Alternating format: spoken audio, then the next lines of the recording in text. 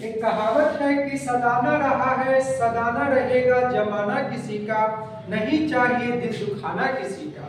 जैसा कि पिछले क्लास में आप लोगों ने देखा था कि मगध साम्राज्य यानी हर्यक वंश के अंतिम शासक नागदशक साहब होते हैं, और नागदशक को यह पता ही नहीं था जिस व्यक्ति को हम सेनापति बना रहे हैं वही व्यक्ति हमारे अरमानों को हमेशा के लिए कुचल देगा, हमारे सपनों को ध्वस्त कर देगा।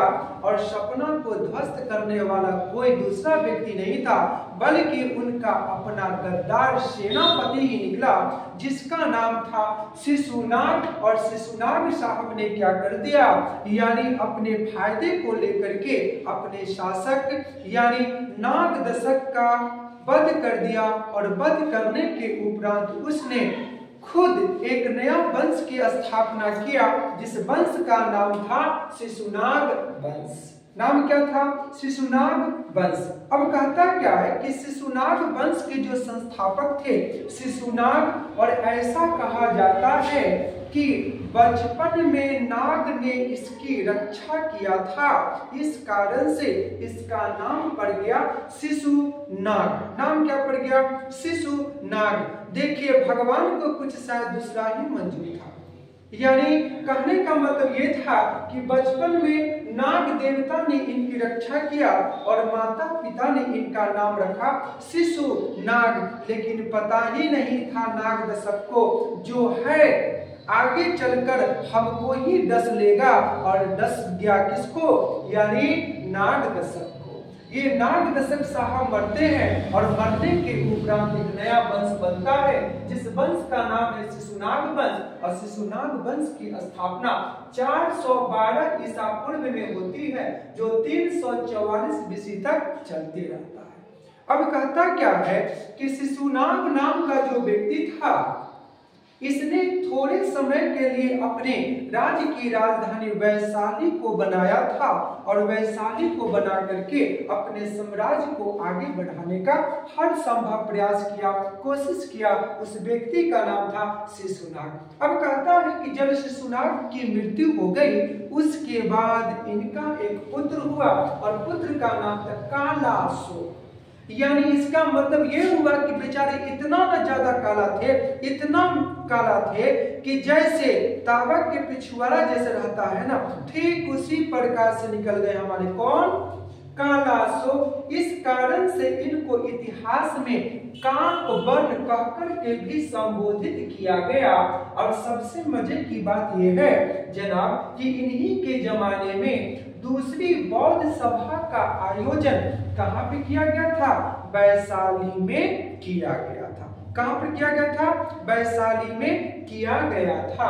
अब कहता क्या है कि कालाशोक को अपने जीवन काल में 10 पुत्र हुआ, और सभी ने मिलकर के 22 वर्षों तक शासन किया था। कितने वर्षों तक? 22 वर्षों तक शासन किया था। और इस तरह से शिशुनाग वंश का अंतिम कोई राजा हुआ, उस राजा का नाम था नंदीवर्धन। नाम क्या था? नंदीवर्धन। यानी शिशुनाग वंश का अंतिम शासक हुआ नंदीवर्धन। नाम क्या था? नंदीवर्धन। एक छोटा सा शायरी है कि सबक जिंदगी ने सिखाया है मुझे, सबक जिंदगी ने सिखाया है मुझे, हर अपनों ने रुलाया है मुझे। कोई अपना अपना नहीं होता, ये भी किसी अपने ने बताया है मुझे। यानी कहने का मतलब ये है कि एक व्यक्ति जिसका नाम है नंदीवर्धन, और नंदीवर्धन साहब ने क्या कर दिया? एक सेनापति को नियुक्त किया, यानी कि आप हमारे सेना को लीड करेंगे, नेतृत्व करेंगे, जिसका नाम था महापद्मनंद। नाम क्या था? महापद्मनंद। अब देखिए जमाना पलट गया, जमाना किसी का एक समान रहता नहीं है, हमेशा उतार चढ़ाव होते रहता है। अब देखिए हुआ ये कि महापद्मनंद सेनापति बने और नंदी वर्धन का क्या कर दिया, हत्या कर दिया। क्या कर दिया, हत्या कर दिया। और इस तरह से शिशुनाग वंश मगध साम्राज्य की पृष्ठभूमि से खत्म हो गया और मगध की धरती पर एक नया वंश का अवतार हुआ। उस वंश का नाम था नंद वंश। नाम क्या था, नंद वंश। यानी मगध की धरती पर सबसे पहला जो वंश बना उसका नाम था हर्यक वंश, दूसरा बना शिशुनाग वंश, अब तीसरा बन गया हमारा नंद वंश। आशा है कि आप लोगों को समझ में आ गया होगा, लेकिन जाने से पहले एक छोटा सा मेरा एक प्रश्न है। अगर आप लोगों को आएगा तो कमेंट में जरूर बताएंगे कि कौन से क्रांतिकारी ने एक स्लोगन, एक नारा दिया था कि मेरे सीने पर जो जख्म है, मेरे सीने पर जो जख्म है वो सब फूलों के गुच्छे हैं, मुझे पागल ही रहने दो, हम पागल ही अच्छे हैं।